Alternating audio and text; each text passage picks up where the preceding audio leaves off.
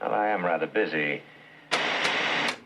Now he's going to move like right along to McGregor. That's his whole life, you know. So we're somewhere around the halfway point of the first season of The X-Files, right? We are at the halfway point. Okay, so I guess I want to take maybe the opportunity to get a kind of state of The X-Files where I feel that the show is. Because I know, doing this in 2017, that, yes, the show is going to go on for 10 seasons. It's going to be one of the defining pop culture events of a decade. It's going to be one of the more famous television shows. It's going to have a lot of, it's going to have influence. It gets, I'm going to assume by the second, third season, it gets good.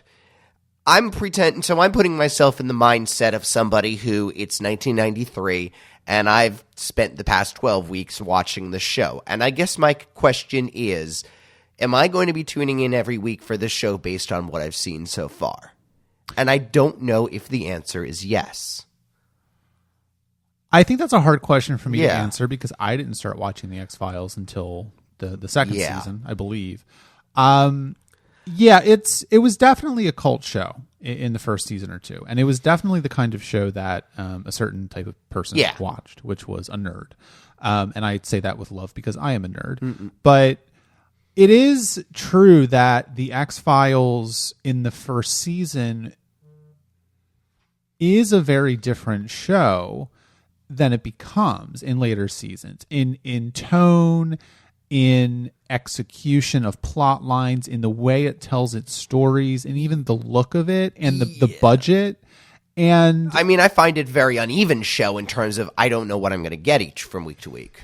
And that never really goes away. No, the show definitely is not fully formed at this point. And yeah, you're right. I mean, it was getting good ratings. I just think you kind of have to look at it as people watched television very differently in 1993 than they do now. And it was once a week. Yeah. They still did that thing where sometimes there were just reruns. They don't really do that anymore. Yeah, I know also people aren't watching it as a big major thing as we are watching it. I guess this is partially it's one of those where it's very interesting applying our technique of we're going to watch every single episode, together. And I certainly would not have chosen this show. And we don't choose any shows that we're not going to get something out of watching every single episode. I mean, one of the things that I always like to say is I like shows that are more than the sum of their parts. The X-Files is definitely that. And I do feel that, I like a lot of these episodes. Yeah, now, and I just want to say I don't want to sound like I don't like the show necessarily. To make that clear. Yeah, I totally get where you're coming from. And I like a lot of this. I mean, I laugh at a lot of stuff that you probably don't even notice because I've seen these episodes multiple times and I've seen the entire show at least, 3 times. Yeah. And so, to me, I notice little character beats or little lines or line readings or the way that Mulder looks at Scully or Scully looks at Mulder or whatever. And I get a lot out of seeing these episodes again because I have the entire context. Now, you, of course, have not seen many episodes of The X-Files and don't have that context. But I think the show is generally entertaining. Certainly, there are weeks like last week when we had the episode Space, for instance. This week again, I like Eve quite a bit, and it's an episode that I remember not liking, and it's definitely grown on me as I've gotten older. Fire is a mess, and that's why I thought it was like Richard. We text because we're friends, and Richard texts me. I'm about to watch Eve, but I saw the description for Fire, and I got really excited and wanted to skip Eve, and I was like, sure. Because, I mean, the description of, it's like a secret, a Scotland Yard agent and, burning heads of parliament or something like that. The description suggested it was going to be as ridiculous as it turned out to be. I think both episodes are messes in their own way, although unlike last week, I was very entertained for both episodes. Fire, I'd say a little, I happen to like Fire a little more so. I guess I'm not in the part yet where I'm enjoying sitting down to the X-Files, where I'm looking forward to, oh man, I get to watch X-Files tonight. Like, it does still feel like, it feels a little like work right now, which, whatever. Yeah, sure. But, it hasn't, but that said, other than I think Space was the only episode I actively didn't seem to enjoy. It's been fun to watch. It's a very watchable show, I guess, if that's not damning with faint praise. No, I don't think it is. I mean, I think that's about as good as the show is at this point. And if you've come on this journey with us from other podcasts talk about, I mean, you'll probably pick up that Richard was talking very similarly about the original series back when we were doing that 5 years ago, and so, or almost 5 years ago, and so I don't necessarily think that it's a bad thing that you're having this reaction to the show, and I also think that for example, specifically, let's talk about Eve because. I like this episode a lot because I think it kind of shows the way forward for where the X-Files is going to some degree. And I don't mean in terms of the way it's telling its story. I don't mean in terms of the actual plot, but more in constructing a world that is just really strange and kind of commenting on some things in American culture that the show definitely does later on. I've talked kind of a little bit about, kind of intimated that the show has this reputation for being really, really obsessed with sort of weird Gothic Americana stuff. And that is definitely true. And I think that this episode is sort of going in that direction to a degree. I also think it's very, very well plotted, which is something that I don't know you can say about the X-Files so far. I mean, Fire is entertaining, but Fire is not well plotted. And I like the way that Mulder and Scully are a part of the mystery, but they never really figure it out, and they don't figure it out until the very end. They're always kind of like one step ahead and one step behind, and I think that that's a good approach for the show to take. Yeah, I mean, the ending sequence. I almost thought that Mulder and Scully were going to be like knew that it was the girls who are doing this and were. All right, we're going to let them think that but that they really waited until the last minute to click on what had actually happened was a bit of a surprise to me. And again, it does make the villain a little more effective that that they are able to, trick the two of them so well for as long as they do. Yeah, I mean, it certainly is the case that, I mean, this is the first time you've ever seen this episode, no. I mean, did you see it going in this direction? I had no idea where I first thought, okay, vampires, and, maybe this is, I know there is a Chupacabra episode. I thought maybe this was that Chupacabra episode. I'll leave that as a mystery to when that happens. That it turned out to be, these two girls are the ones killed. I mean, I guess, to me, the detail that I didn't understand was why were they exsanguinated? Although, was it just to make it weird? I think so. Okay. Yeah. I don't know how I feel about the fact that somebody has to he has to explain to Scully, who is a medical doctor, what exsanguination is and what in vitro fertilization is later on. And I think that, yes, I agree with you, but I mean, I know why they have an exposition because the audience doesn't necessarily know, but why isn't it Scully? Yeah, exactly. Yeah, I mean, that's a good point. I don't know, and I think that or, she could even have yes, during all of my years at medical school, I never once learned what exsanguination was. Thank you, Mulder. Like that could have been, that is, I think, within her character to, make that little joke. Oh, yeah. Well, that's there's a lot to talk about with Eve, but I think that that's a good jumping off point because I really want to talk about Scully in this episode particularly because I think that Scully is really, I think Gillian Anderson is really figuring the character out now and is really coming into her own as a character and as an actress on this show because there are just so many moments in Eve and in Fire too, but in Eve where she is so committed to the X-Files now, and she and Mulder. I mean, it's a cliche at this point to say that David Duchovny and Gillian Anderson have good on-screen chemistry. They definitely do. But it's a cliche for a reason. It's a cliche for a reason. I mean, it's one of the joys of the X-Files is that you just get to see these two people interact so much. But Gillian Anderson playing the character of Scully in this episode, she is starting to have these sardonic asides and really sort of get this depth of character to her that just wasn't there initially. And I think that part of it is that obviously the writers are retuning the character in the way that they write her for the performances that Gillian Anderson is giving, the on-screen chemistry that they have. They have a very warm, collegial on-screen chemistry that is also founded in jokes and founded in making fun of each other. And I like that dynamic very much. Yeah, making fun, I think, is even a little too poking fun. Hard. Yeah, to teasing in a way. They again, I'm not sure. I know a lot of people, talked about the will there, won't they chemistry. I'm not sure how much this show how much of that is really in the show and how much of that is just people seeing a man and a woman. I mean, they come off more as like, well, straight people. They're just obsessed with. Yeah, because when they're working, when they're bantering, they come off almost more as brother and sister. Again, I do think there is an element where Scully is Melissa. No, she's not. No, but I do think there is a degree where he is viewing her as a surrogate younger sister. This is what his sister might have been if this is the kind of relationship they might have had. Yes. It seems that Scully is around the age that his sister was and all of that stuff. No, I actually think that's actually a really, really good point because, Scully is supposed to be 26, 27, somewhere around there. Yeah. And Mulder's a little bit older than that. It might be early 30s, but there's not a drastic age difference. It's less than 5 years. And again, they're at the age where 5 years is not a significant, thing. Yeah. But I think you're right that part of the subtext there is that Mulder does have this sort of unfilled hole in his soul or psyche or whatever you want to say about the disappearance of his sister.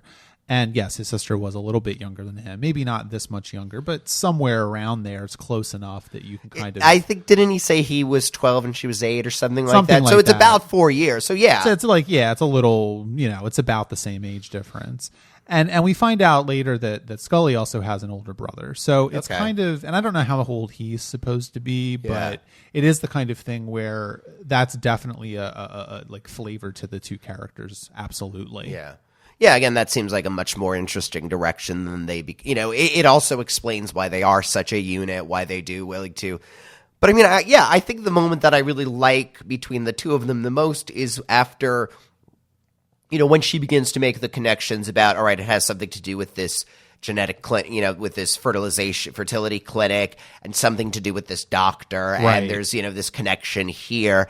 And, at the he's immediately said, well, this is an X-File. It's a UFO thing. And, he sees what she's come up with. He's like, oh, yeah, that actually makes a lot more sense. And she's like, oh, so you're, giving up your UFO theory. But again, that's exactly why the two of them are working together, because she's willing to start with the UFO thing, but she's found more compelling evidence. And it also makes him be very open-minded because, yes, it's not you're right. It's not UFOs this time. This is a more compelling case, right? And I think that's the interesting thing about this episode as well. That it's not. You can already start to see the show sort of broadening out even further from its initial conception, because there really is no supernatural or alien influence in this episode.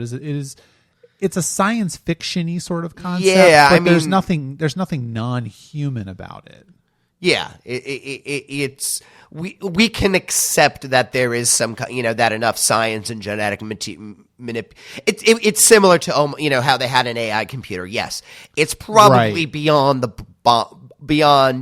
bounds of possibility that in 1993 technology was at this, but I mean the human genome hadn't even been mapped yet, so that is a major step for this kind of.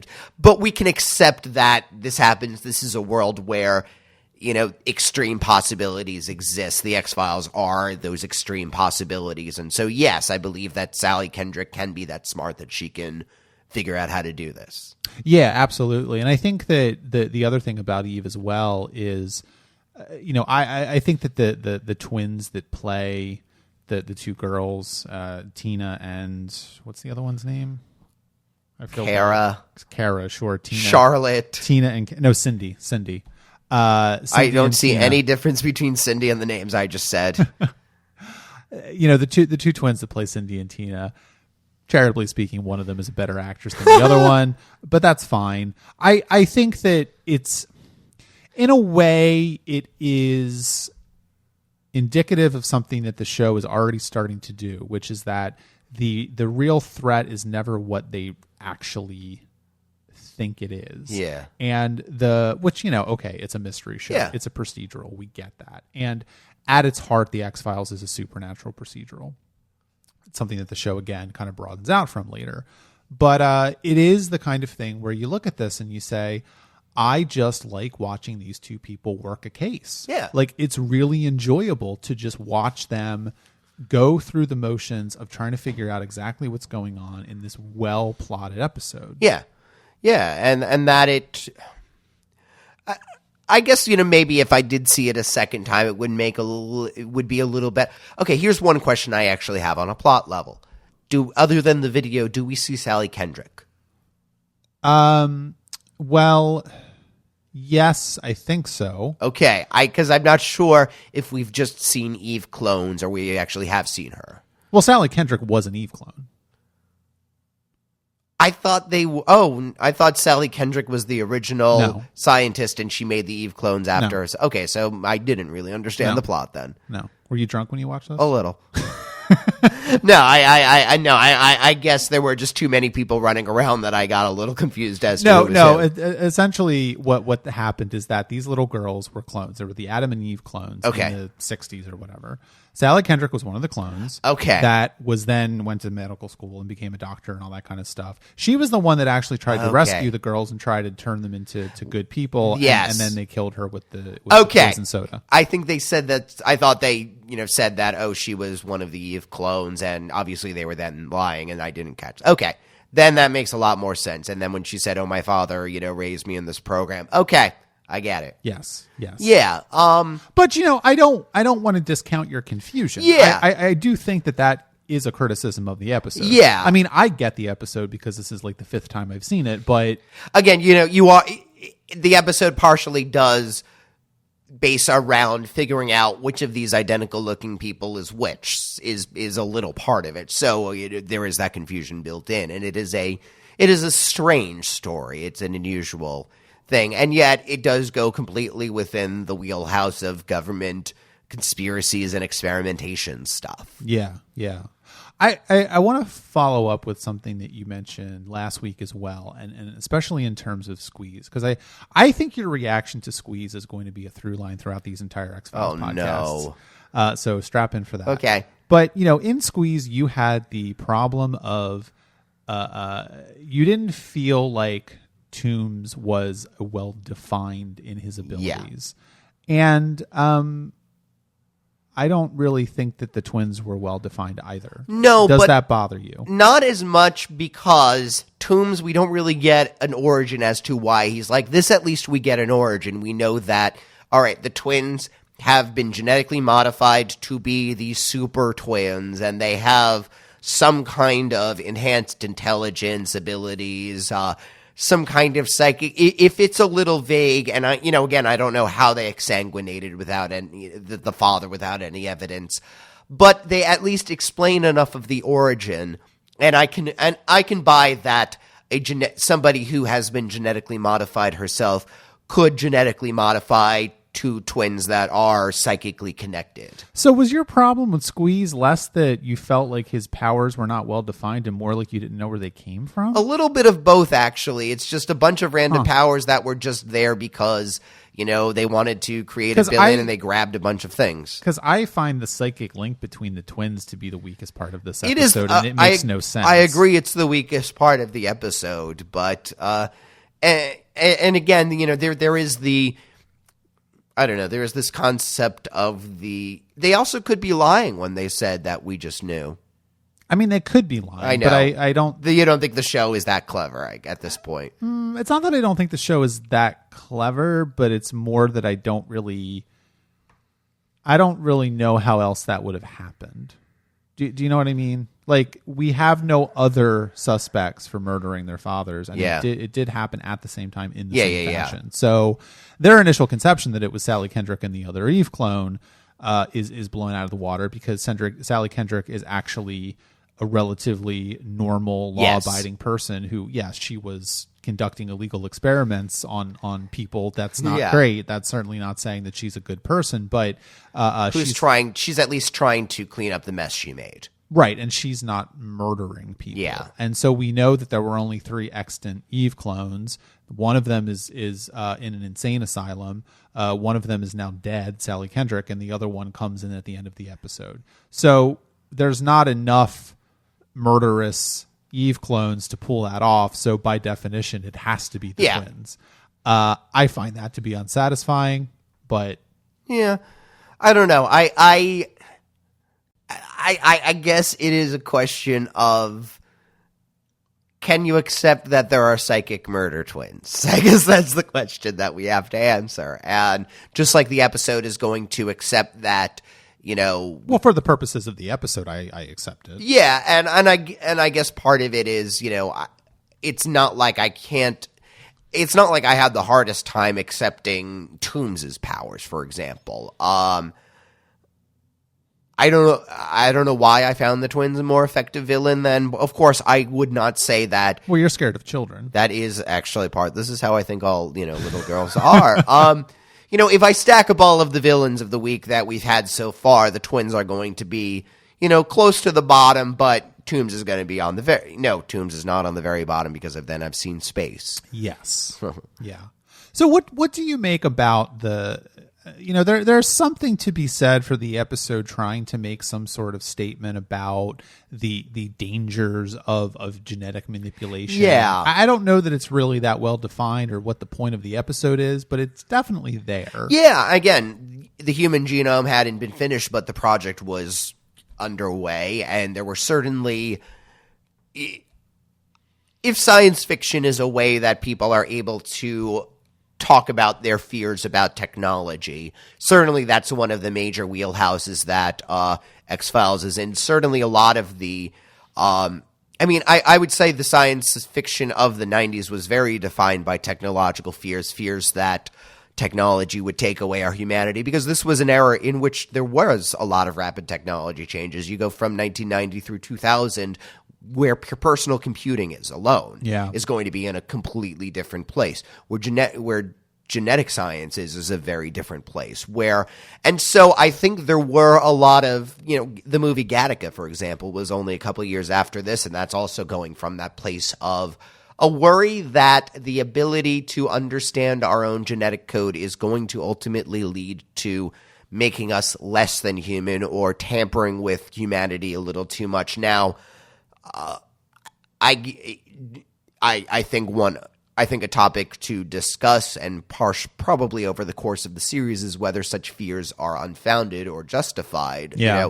Is that fear of transhumanism, a little over the top and actually a fear of things that are going to improve humans' lives? Or is there a line that will be too much? I think we can certainly agree, for example, that, using genetic manipulations to cure a congenital heart defect, for example, I think we would agree that that's a good thing. To create clones for super soldiers like in this episode, that's a little muddier of the waters, and certainly one of them is probably more realistic than the other. But yeah, no, I think that's right, and I think the other half of that is there are mysteries that the X-Files doesn't really give explanations for, and then there are mysteries that the X-Files does give explanations for. And I think one of the unexplained things about this episode is why these twins or why these clones were actually created in the Litchfield experiments. And they don't really give much of an explanation as to why. And I think that's the right choice. I don't. They kind of give a little bit of an explanation, but not a detailed one. Yeah. And I think that's the right choice, because we don't necessarily need to know why they were created, only that they were created. And to give all the details would take away a lot of the power of that from the episode. And I think it does let it stay in the realm of allegory and metonymy, because again, we're going from that line that Mulder has from the second episode where he's talking about, what price is too much for technology. Yeah. We're having these fighter pilots try these alien crafts out and it's destroying them.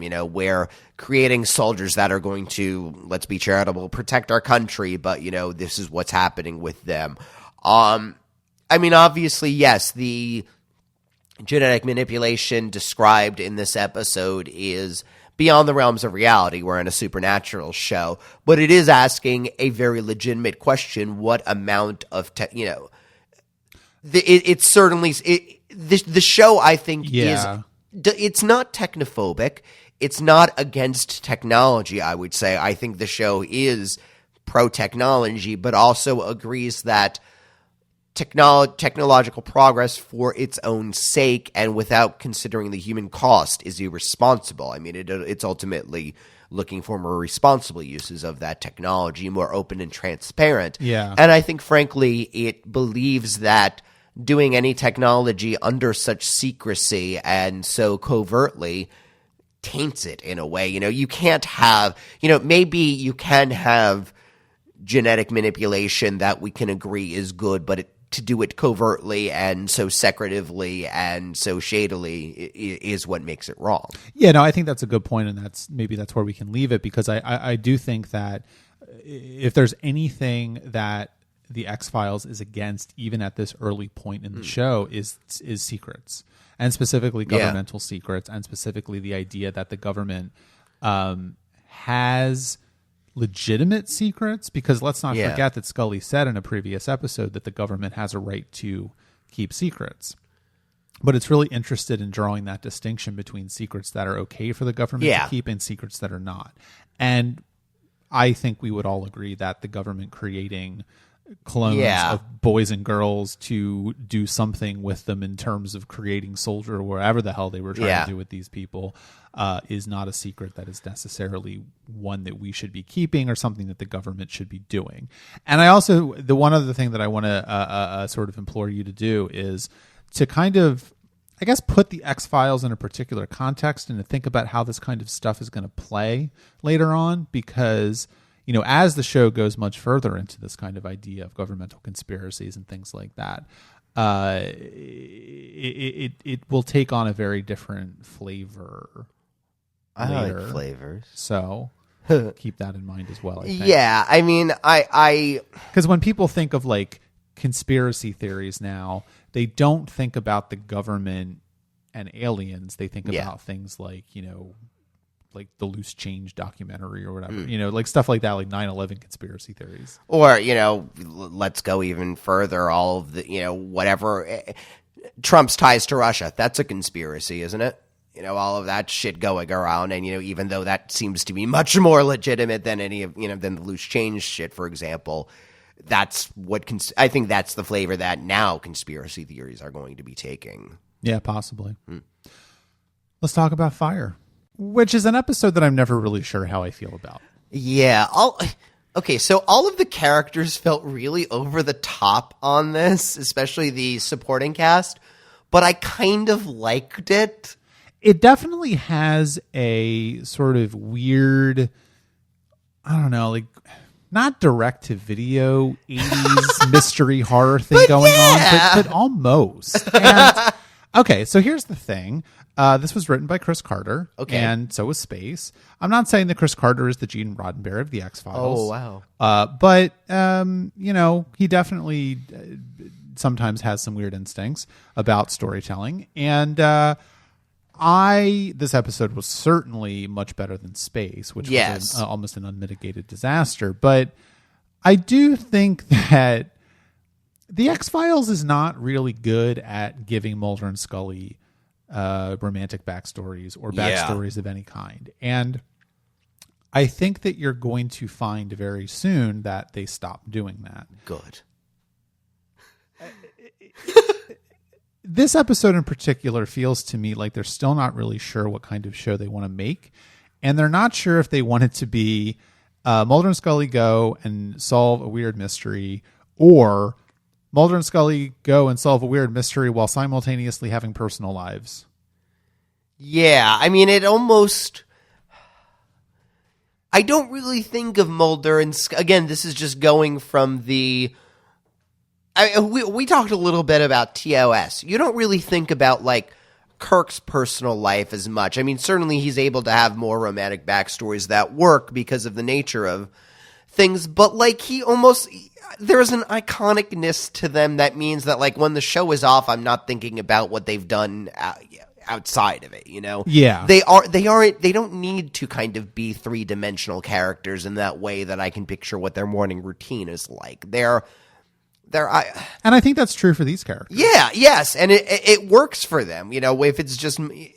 And to a degree, Mulder and Scully not having much of a life beyond each other and the X-Files kind of fits the themes of the show. Number one, it's us against the world. We can only trust ourselves, and these conspiracies, the supernatural stuff is so overwhelming and all around us that there is no life outside of it, too. I do think that's right, and it is something that the show kind of experimented with, and it definitely does jettison it. I mean, Scully never really dates anybody. Mulder doesn't really date anybody. Yeah. There's not the show does not become sort of this personal journey as well as this professional one. Because really, I think what you're seeing is that the show is figuring out that Mulder and Scully work best when the X-Files is their personal life. Yeah. And it is an all-consuming passion. And it definitely would feel weird if Mulder was taking time out from his all-consuming efforts to uncover the alien conspiracy that the federal government is involved in to go on a date. Yeah. Or take his girlfriend to the movies. And how can he trust that the woman that he's going out with is going to actually be who she says he is? How does he know she's not like that? I guess there's a little bit of that too.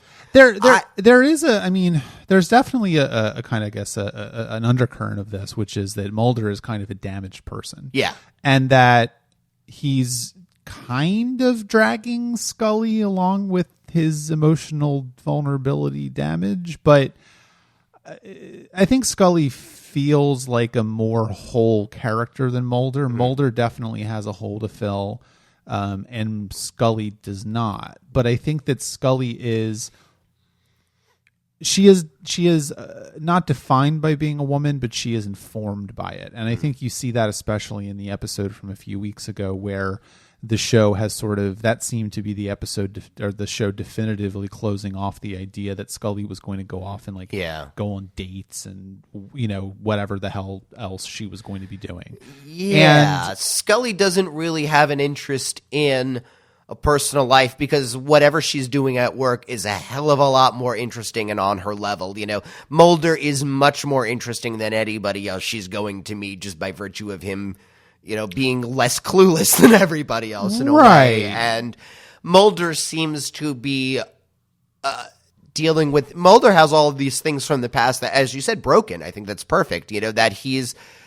You know, she's just making the choice to go with what she's interested in, and if that's not society's plan for it, well, whatever. Like, well, you know, I'll go in my basement and I'll be happy with that. Mulder is trying to fill the void. Yeah, because I definitely can see a different version of the Scully character who didn't get assigned to the X-Files. Yeah, and you know was just working in some random section of the FBI. It was not an all-consuming thing. She was not partnered with someone who had this existential quest that he was on and got bored and left and like opened a private practice or something and just took that to be her life. You know, either Scully, that or one who accepted whatever promotions were given to her because she is going to be a person who does her job very well and, you know, I is not going to piss off anybody enough, and she's going to get to a mid-level, you know, in the bureau and be fine. I don't agree with you. I don't think that that's what she would do. It's like I think I don't think she wants that, and I think that's what the show is already starting to recognize about her is that she's not interested in the status. She's not interested in more money. She's not interested in necessarily even more responsibility or more power. You know, she's someone who wants. Her life is her work. She wants to feel like she's doing good work. And so if she was in the FBI, not assigned to the X-Files and didn't feel like she was doing good work, I think she would leave and she would go be a doctor. And obviously being a doctor is the kind of field where you can really throw yourself into it. So I think that But remember that she didn't want to be a doctor because she felt the FBI. Yeah, it's true. She's going to, and she's not just going to be a small town doctor. Maybe she'll be doing, you know, working for the Centers for Disease Control kind of a thing. I think the one thing you can say about these two characters is they're both extraordinarily intelligent and can most likely do whatever they want.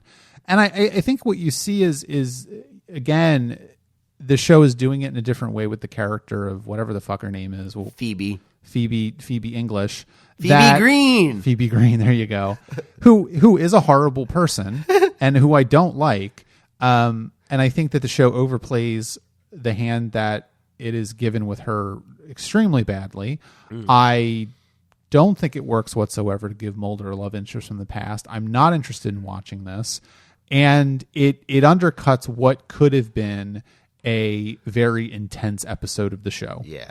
Yeah, no, I agree with that. If every time that Phoebe and Mulder are on screen together, I just fall asleep. Yeah, even if she had just been we worked together on a case once and now I need your help in this and I'm the, other investigator of the week, because the show does that and the show has had them working with other people, but less of a person, less of a character in his life. Absolutely. And it's also a disappointing development because it makes the mistake of having Phoebe be really catty towards Scully, because Scully is a woman, and obviously a woman in Mulder's life is going to want to sleep with him. And it just does not work. And more importantly, Scully gets very jealous and upset. And, that doesn't feel earned to me either. I can see her as Mulder's surrogate younger sister, realizing immediately that this woman is horrible for him and being very hostile to her based on that. But she comes off again as jealous that both of them are juggling for possession of him rather than, she's obviously a horrible person, Mulder. Why are we talking to her? Right, exactly. And especially seeing as how the show has once again divided Mulder and Scully. Mulder's off in Boston and Scully goes there and to sort of like try and help him, but she finds out, she walks in on them almost making out or whatever the fuck they're doing. And it just all feels very sort of like unfortunately cliche in a way that the show has not really done so far. I mean, Mulder and Scully are a very, very iconic character pairing. Yeah. But they're iconic because they don't fit into the standard sort of storytelling tropes that a man and a woman would normally fall into. Yeah. And this episode kind of forgets that or throws that out. And again, the show is obviously still trying to figure itself out, but it's just unfortunate because it's halfway through the season. They've already done a lot of the necessary work to figure out that these two characters are not romantically interested in one another. Or anybody else, really. And also that Chris Carter, had this very strong idea about Scully being a strong, capable FBI agent first and a woman second. And this episode seems to forget that as well, which is also strange because Chris Carter wrote this episode. Yeah. I also wonder if that FBI agent first and a woman second is itself a problem because, that does suggest that one can't be both, but I know what you mean. Yeah. It's, and no. I think that the show is also coming at a point of major social change. Where the place of women in the 90s is still much more uncertain, but very different than it had been 10 or 20 years ago. So there is an amount of figuring that out too. I think there is, and I think that the show is recognizing that is still a tension, and that Chris Carter perhaps had really good intentions with the character. Maybe not completely successful, but is able to do something with Mulder that's a lot more straightforward because, of course, no one expects a man to give up his career to go have children, for example. Yeah. And again, it doesn't work because Mulder seems like an idiot all throughout this episode. Why does he keep going upstairs into fire? The thing that because he fucks up every time. Is that the first time, especially, that he goes and he gets smoking and he doesn't do anything. There was no reason he didn't help it at all. He got hurt. It was only through sheer luck that he was able to save the kids in the end. And that would have been, why didn't Scully go upstairs and be like, you can't handle this. That's okay. Stay down here. Like, that makes much more sense. Yeah. Yeah. And it seemed like, he's the man. He's got to be the hero kind of thing. It does. Right. And then also, I never know how I feel about Mulder. he's got, I mean, this isn't really the case yet, but the character develops in a very certain way in terms of his sexuality. I'm not saying he's gay or anything, so don't get excited. But Oh wait, is he transvestite like in Twin Peaks? that would be good. No, he's not. He's a very Mulder is a very singular person. He's got a very singular focus in his life. He's got this sort of existential quest that he is on to find his sister and uncover the alien conspiracy that is at the heart of the federal government. And he's a little bit of a blowhard about it, too. And he also is a person who has no time for romantic or sexual connection.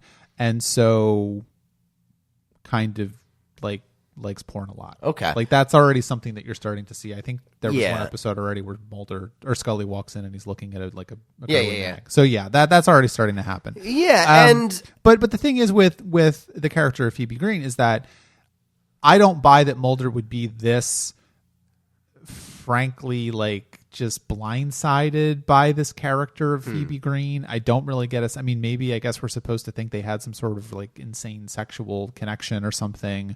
But I don't buy that Mulder would be this distracted. Yeah, I can see a younger version of Mulder getting into a couple of very passionate and torrid and horrifying and fucked up, affairs with people like Phoebe Green. Phoebe is obviously smart and, very canny, and she's the kind of person that he would probably, a younger version of him would have been very taken with. But after he talks about, Phoebe is fire, obviously. But, their relationship ended with a hell of a lot of fucked up mind games in both directions, a lot of screaming matches, a lot of drama, a lot of distraction from work. They were drinking, they were fighting. It was terrible. And after she left, you can see him saying, all right, who doesn't, cause a lot of drama? Playboy. And that's, I'm happy with that. And, I've gotten that taken care of. I don't really care about the others. And, hey, now I have a very strong relationship with someone who fills the sister hole. I'm happy with that. Like, I don't think it takes Mulder. So yeah, I think the version of Mulder that had gone through all of this would be more annoyed than cowed by Phoebe. Yeah, because I mean, this isn't like it was 2 years ago. This was supposed to be, 10 years ago. I mean, it's a long time. I mean, 10 years ago, I had a really fucked up relationship with somebody. If he suddenly appeared in my life, I wouldn't be like, now that I'm much more settled in, what I want to do with it, I wouldn't be like, totally fucked up about it if we had to work together on a thing. It would be like, oh, we had a lot of things. We probably have an hour of unresolved conversation to have. And, that's it. Good luck. I agree with you. But I also think that the show this episode in particular is not being very fair to the character of Phoebe either. And especially the revelation at the very end that she's actually having an affair with the count or whatever the fuck he is. It's just kind of like, why? Yeah. It's like, oh, okay, well, she has this high profile case only because she has a vagina. Like, I don't know what that is supposed to be saying. See, I actually thought the episode was going to have her be in on it or something. Like, I thought that would have been more interesting. Yeah, I thought that was where this episode was going, because it, that would have had her have a point and have her why she's specifically asking him to work on this, because she knows that she's gonna be able to fuck him up and mislead him and, pin the blame for the failed case on Mulder. Yeah. I thought that was where it was leading to. Yeah, I think that's true. And the other, we haven't really talked about the actual case of the episode. This is a case of I don't really understand why he's doing anything he's doing. Does he just have a bizarre grudge against the House of Parliament? Like, what? There is that, we have the return of something we haven't seen in a couple of weeks, which is Scully doing her report, and you say that, becomes much more and I really like that. Obviously, it's, beginner level, it's 101 level psychological forensics, but it does a vague and good enough job of kind of underpinning it into some kind of realism. If the realism is all that just here's a profile of an insane serial killer and, if he just happens to have fire powers, well, this is the X-Files, I can believe in pyrokinesis, and all right, he's 25 and he's doing this for some kind of sexual satisfaction and blah, blah, blah, blah, blah. And which would be which a better written version of this episode would be able to connect a serial killer's sublimation of his sexuality into violence with Mulder's sublimation of sexuality into pornography. Yes, I agree with you. I also just don't want to elide the fact that he is straight up murdering members of parliament. Yes. I can't really get past that. The episode has no explanation for why he's doing this. And I don't always need an explanation for why someone is doing something. But when it is as insane as assassinating members of parliament by setting them on fire with the power of your mind, I need an explanation. This episode would have made more sense to me if it was just an American who had pyrokinetic powers who was murdering prostitutes because he had some sort of sexual inadequacy. That is much more in line with what serial killers do, frankly. Yeah, or if they wanted to make some kind of... It's possible they could fictionalize anything that these parliament members were involved in that he could blame them for. He could be upset about their votes on a certain ruling recently, or Charles Guiteau killed James Garfield because he was a disgruntled office seeker because he didn't get a civil service job he wanted. Maybe it could be as simple and banal of a reason as that, but there is no reason. Right, there is no reason. And we also get this kind of weird idea at the very beginning of the episode that they're looking into the IRA, for example. And that could have been something too. I think he had an Irish accent in the very beginning of the episode, but he also has an American accent and he also has a British accent. So it's like, I don't know which one is real. He's obviously German. Right.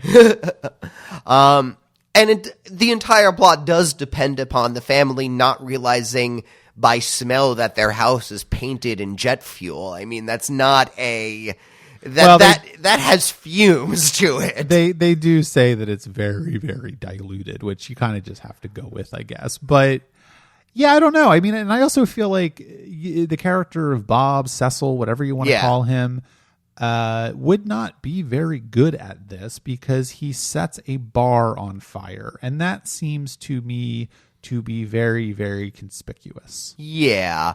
If it's just, it's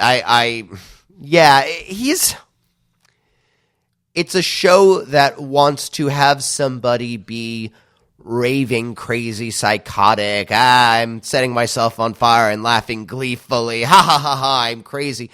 And yet be able to competently kill people, take their identities on, work as a gardener for several, for a period of time, earn the trust of a family. It's the usual thing of TV has the image of people who are psychopathic as being very charming and cultural when, most people with mental illness are not, have difficulty communicating, have difficulty charming people, aren't in the best situation. You know what I mean? Like that it's... And I could certainly buy that, he is a sociopathic serial killer. Yeah. I mean, they are charming.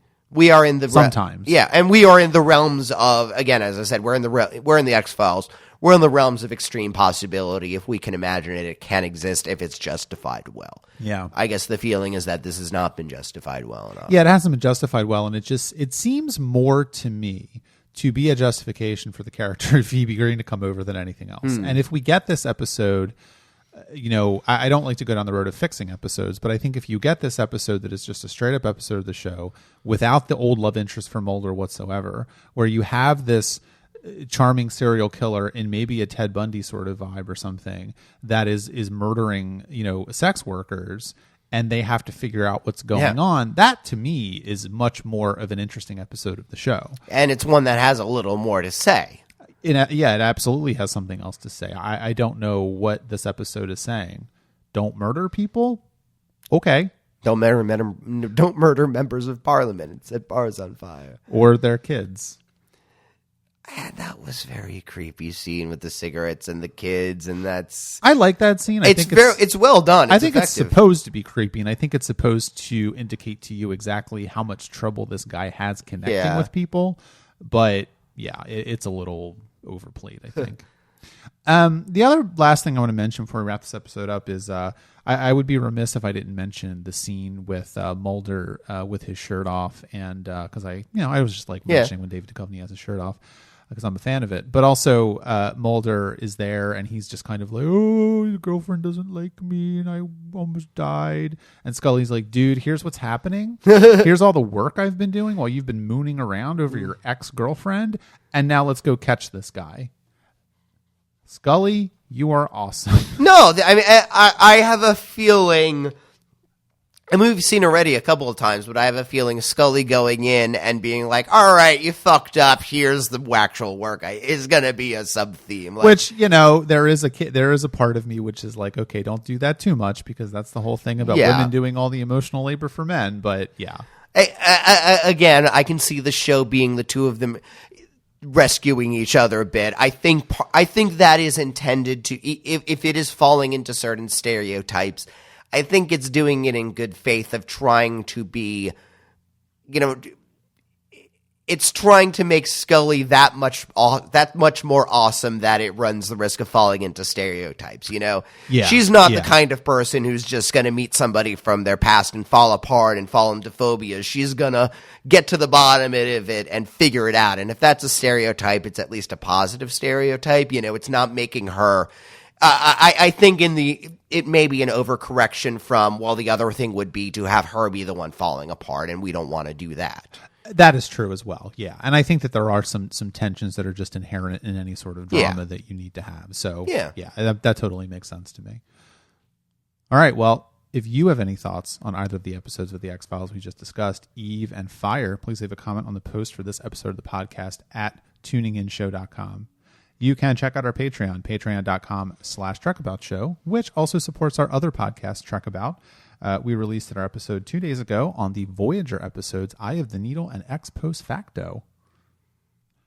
Social media, we're on it, Facebook, Twitter, Instagram. Tuning In Show is our username in all those places.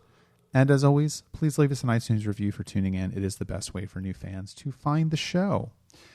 Next week, we're going to be talking about the X-Files episodes Beyond the Sea and Genderbender. Beyonce? Yeah. Wow, this was ahead of its time. Mac, why do you...